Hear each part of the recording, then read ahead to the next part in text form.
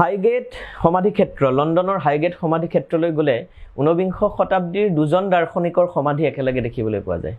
এজন আছিল সেই সময়ৰ এৰিষ্টটেল বুলি বিখ্যাত আৰু এজন সেই সময়ৰ সাধাৰণ ব্যক্তি যিজনে নিজৰ বন্ধুৰ ধাৰে দিয়া টকাৰে হেমষ্টিডৰ দাঁতিকাষৰীয়া অঞ্চলত বাস কৰিছিল। প্ৰথমজনক আজি কোনেও বিচাৰি নাযায়, তেওঁৰ সমাধি তাত আছে বুলি বেছিভাগেই নাজানে। তেওঁ হ'ল হাৰ্বাৰ্ট স্পেন্সাৰ।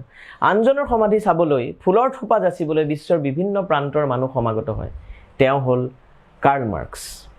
BBC আয়োজন কৰা সহস্ৰাব্দৰ মহত্তম চিন্তাবিধৰ ভোটগণনাত কাৰ্ল মাৰ্কছৰ নাম সৰ্বপ্ৰথম হৈছিল। গুগলত ডাৰউইন আৰু আইনষ্টাইনৰ পিছতেই যিগৰাকী সমাজ বিজ্ঞানীৰ সকলোতকৈ সৰ্বাধিক চাৰ্চ কৰা হয় তেওঁ হৈছে মাৰ্কছ। মাৰ্কছে এনে কি উদ্ভাৱন কৰিছিল যাৰ বাবে আজিও তেওঁ প্ৰাসংগিক? আজি 5 মে মাৰ্কছৰ 205 সংখ্যক জন্মদিন। তেওঁ কিয় প্ৰাসংগিক? তেওঁৰ বন্ধু ফ্ৰেডৰিক এংগেলছে তেওঁৰ মৃত্যুৰ সময়ত কৈছিল, পৃথিৱীৰ শ্ৰেষ্ঠ চিন্তাবিদ গৰাকীৰ স্তব্ধ হৈ পৰিল চিন্তাৰ শ্ৰুত। The greatest thinker chooses to think. তেওঁ সঁচাকৈয়ে পৃথিৱীৰ এজন মহত্তম চিন্তাবিদ আছিল। আজিৰ পৃথিৱীখন তেওঁ থকা পৃথিৱীখনতকৈ বহুত বেলেগ। তথাপি তেওঁ যি বিশ্লেষণ আগবঢ়াই গৈছিল সেই বিশ্লেষণৰ বাবে তেওঁ আজিও অপৰিহাৰ্য। তেওঁ এটা মৌলিক অৱদান আগবঢ়াইছিল যি ক্ষেত্ৰত তেওঁ নিউটন ডাৰউইনৰ সমকক্ষ। যিদৰে নিউটনে মোশ্যনৰ নিয়মসমূহ আৱিষ্কাৰ কৰিছিল, যিদৰে ডাৰউইনে বিৱৰ্তনৰ নিয়মসমূহ আৱিষ্কাৰ কৰিছিল, মাৰ্কছে সমাজ ৰূপান্তৰৰ নিয়মসমূহ আৱিষ্কাৰ কৰিছিল। তেওঁ আগবঢ়াইছিল ইতিহাস চৰ্চাৰ বস্তুবাদী তত্ত্ব, ইতিহাসৰ বস্তুবাদী ধাৰণা। একেবাৰে সাধাৰণ কথা যে মানুহে ৰাজনীতি, কলা, ধৰ্ম আদি আলোচনা কৰাৰ আগতে অন্ন, বস্ত্ৰ, বাসস্থান যোগাৰ কৰিব লাগিব। সেইকাৰণে সমাজ পৰিৱৰ্তনৰ মূল কাঠামোটোৰ মূল ভেটিটো হৈছে উৎপাদন আৰু পুনৰ উৎপাদনৰ বিষয়টোত। পৃথিৱীখন চলি থাকিব লাগিব, ব্যৱস্থাটো চলি থাকিব লাগিব, আৰু তাত থকা এই ব্যৱস্থাটোৰ ভিতৰত থকা উৎপাদন আৰু পুনৰ উৎপাদনৰ ক্ষেত্ৰত থকা যিবোৰ দ্বন্দ্ব, সেই দ্বন্দ্ববিলাকৰ ভিত্তিতেই আচলতে সমাজখন পৰিৱৰ্তন হয়। দ্বিতীয়তে, মাৰ্কছ এজন বিপ্লৱী আছিল সকলো কথাৰ ঊৰ্ধত। তত্ত্ব তেওঁৰ বাবে পৃথিৱীখন পৰিৱৰ্তন কৰাৰ আহিলাই আছিল। তেওঁৰ সমস্ত তত্ত্ব, ইতিহাসৰ বস্তুবাদী ধাৰণা বা কেপিটেল গ্ৰন্থৰ সকলো অৰ্থনৈতিক ব্যাখ্যা আছিল মূলতঃ সাধাৰণ মানুহৰ মুক্তিৰ লক্ষ্যৰে। তেওঁ এজন সমসাময়িক ব্যক্তি, সেই সময়ৰ এজন সমসাময়িক ব্যক্তিয়ে মাৰ্কছৰ বৰ্ণনা কৰিছিল এই বুলি, ৰুছো, ভল্টিয়াৰ, হালবাখ, লেইজিং, হাইনে আৰু হেগেলক মিশ্ৰণ কৰি এজন ব্যক্তি তৈয়াৰ কৰা হ'ল আৰু তেওঁৱে মাৰ্কছ। তেওঁ বিপ্লৱত অংশগ্ৰহণ নকৰি কেৱল বৌদ্ধিক দিশত মনোনিৱেশ কৰা হ'লে এজন ধনী বিখ্যাত বুদ্ধিজীৱী হিচাপে মৃত্যুবৰণ কৰিলেহেঁতেন। কিন্তু মাৰ্কছে সমাজবাদী বিপ্লৱৰ বাবে জীৱনত বহু কষ্ট, দুখ স্বীকাৰ কৰিবলগীয়া হৈছিল আৰু পুলিচৰ পৰা সমগ্ৰ ইউৰোপ পলাই ফুৰিছিল। এখন শ্ৰেণীহীন সমাজ প্ৰতিষ্ঠাৰ স্বাৰ্থত তেওঁ চৰম দাৰিদ্ৰতাকো আঁকোৱালি লৈছিল। আজি বিশ্বায়নৰ যুগত মাৰ্কছৰ প্ৰাসংগিকতা বৃদ্ধি পাইছে। কালি দৈনিক জনমভূমিত প্ৰকাশ পাইছে কি ধৰণে উন্নত পুঁজিবাদী দেশসমূহত সাংঘাতিক মন্দাৰ অৱস্থাৰ পিনে গৈ আছে। পুঁজিবাদী বিকাশৰ লগে লগে আচলতে পুঁজি কেন্দ্ৰীভূত হয়। আমি আমাৰ দেশতো দেখিছোঁ কি ধৰণে 1% মানুহৰ হাতত, আম্বানী আদানীৰ দৰে 1% মানুহৰ হাতত 40% সম্পদ গোট খাইছে। ঠিক সেইদৰে পৃথিৱীতো 1% মানুহৰ হাতত 66% সম্পদ গোট খাইছে। আৰু এই পুঁজিবাদী ব্যৱস্থাটোৱে অধিক মুনাফাৰ অৰ্জনৰ লক্ষ্যৰে পুঁজিৰ কেন্দ্ৰীভূত কৰে। কোনো বাধা নোহোৱাকৈ এক ব্যৱস্থা গঢ়ি উঠিছে আজি, য'ত সমগ্ৰ পৃথিৱীজুৰি পুঁজিৰ বিচৰণভূমি হয়।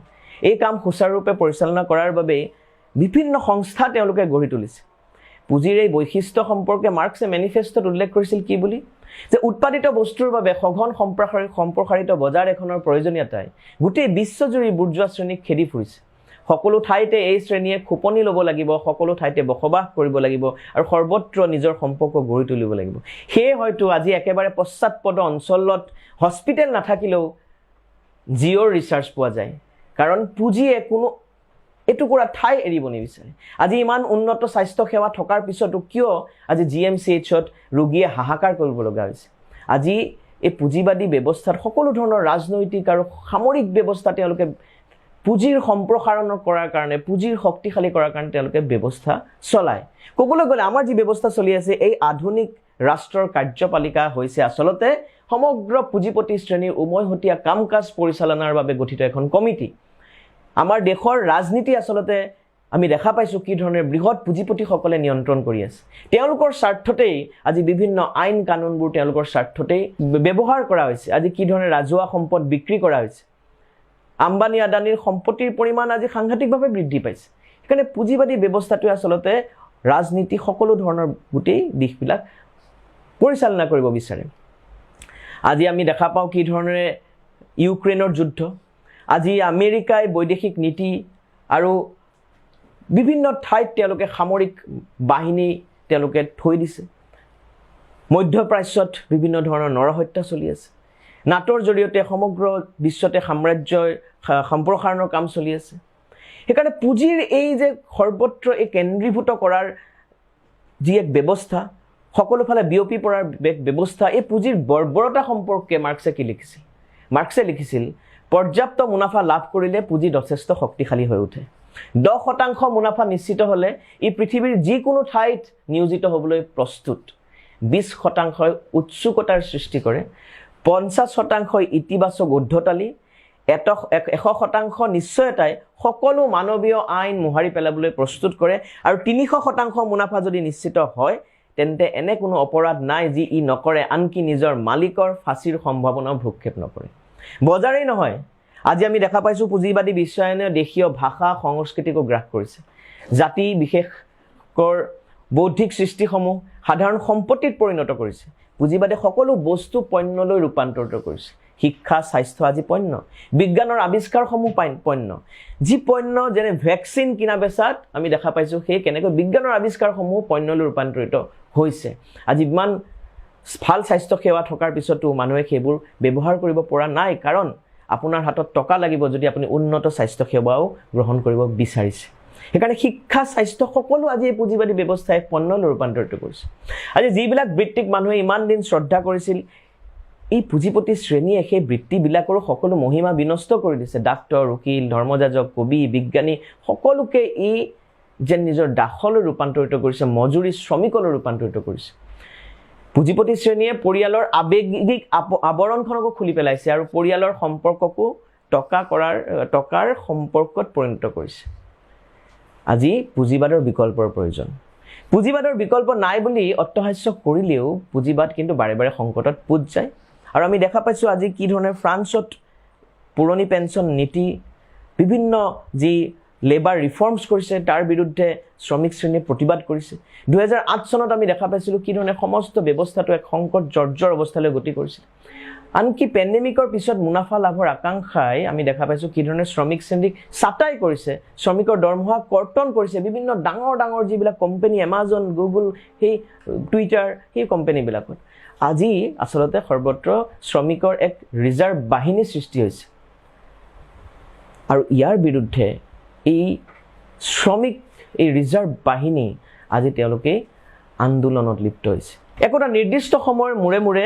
নিয়মীয়াকৈ দেখা যায় বাণিজ্যিক সংকটসমূহে প্ৰতিবাৰেই বেছি আৰু বেছি ভাবুকিৰে সমস্ত পুঁজিপতি শ্ৰেণীৰ অস্তিত্বক অগ্নি পৰীক্ষাৰ সন্মুখীন কৰি তোলে মাৰ্ক্সৰ তত্ত্বত সেয়ে তেওঁ আৱাজ দিছিল যে এই পৰিস্থিতিত আমি সকলোৱে চেষ্টা কৰিব লাগিব সমাজ ৰূপান্তৰ কৰাৰ সেইকাৰণে তেওঁ কৈছিল যে দাৰ্শনিকসকলে বিশ্ব সম্পৰ্কে বিশ্লেষণ আগবঢ়াইছে পিছে আচল কথা পৰিৱৰ্তন কৰাৰ তেওঁ জাৰ্মান দৰ্শনক সেই এই কথাটো যে আহিলে ক'ৰ পৰা আহিলে তেওঁ জাৰ্মান দৰ্শনক বিকশিত কৰি শ্ৰমিক শ্ৰেণীৰ হকে যি শ্ৰমিক শ্ৰেণী হৈছে পুঁজিপতি শ্ৰেণীৰ কবৰ খান্দোতা তেওঁলোকৰ হাতত পৃথিৱীখন নতুনকৈ চোৱাৰ বাবে দ্বন্দ্বমূলক বস্তুবাদৰ দৰ্শন তুলি দিছে মাৰ্ক্স আৰু তেওঁৰ বন্ধু এংগেলছে হেগেলৰ দ্বন্দ্বাত্মক পদ্ধতিৰ পৰা ভাববাদী দৰ্শনক আঁতৰাই আৰু ফয়েৰবাখৰ বস্তুবাদী দৰ্শনৰ যান্ত্ৰিকতাক নেওচি দ্বন্দ্বমূলক বস্তুবাদ সৃষ্টি কৰিছিল দ্বন্দ্বমূলক বস্তুবাদী দৰ্শনৰ সহায়েৰে সমাজ বিশ্লেষণ কৰোঁতে ইতিহাস চৰ্চাৰ নতুন দিশ উদ্ভাৱন হৈছিল আৰু ইয়ে ইতিহাসৰ বস্তুবাদী ধাৰণা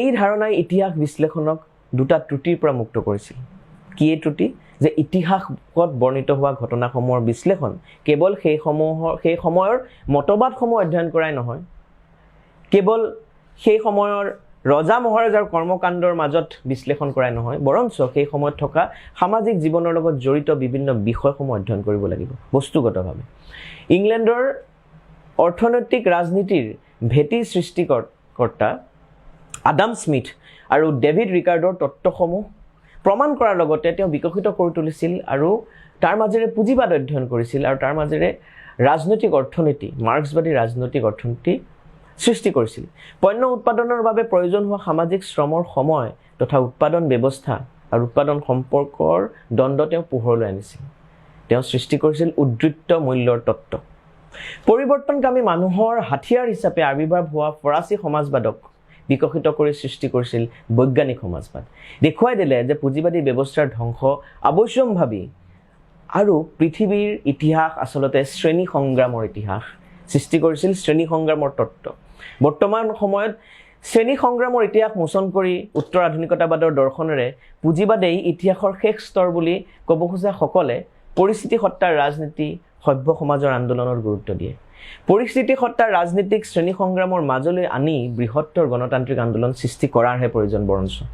বৰ্তমান সমাজ ব্যৱস্থাত সমাজতন্ত্ৰলৈ গতি কৰিবলৈ শ্ৰমিক শোষিত জনগণৰ মুক্তিৰ বাবে বিপ্লৱৰ প্ৰথম ধাপ হিচাপে সৰ্বহাৰাক শাসন শ্ৰেণীৰ পৰ্যায়লৈ উন্নীত কৰা গণতন্ত্ৰৰ যুঁজখন জয় কৰাৰ কথা মাৰ্ক্সৰ লেখাতেই সেই সময়ত পোৱা যায়। সাম্যবাদ লক্ষ্য হৈছে সাম্যবাদ। গণতন্ত্ৰক বিকাশ কৰি গতি কৰিব লাগিব সাম্যবাদৰ ফালে। এই সাম্যবাদ য'ত প্ৰতিজন মানুহৰ মুক্ত বিকাশেই হ'ব সকলো মানুহৰ মুক্ত বিকাশৰ প্ৰাথমিক চৰ্ত।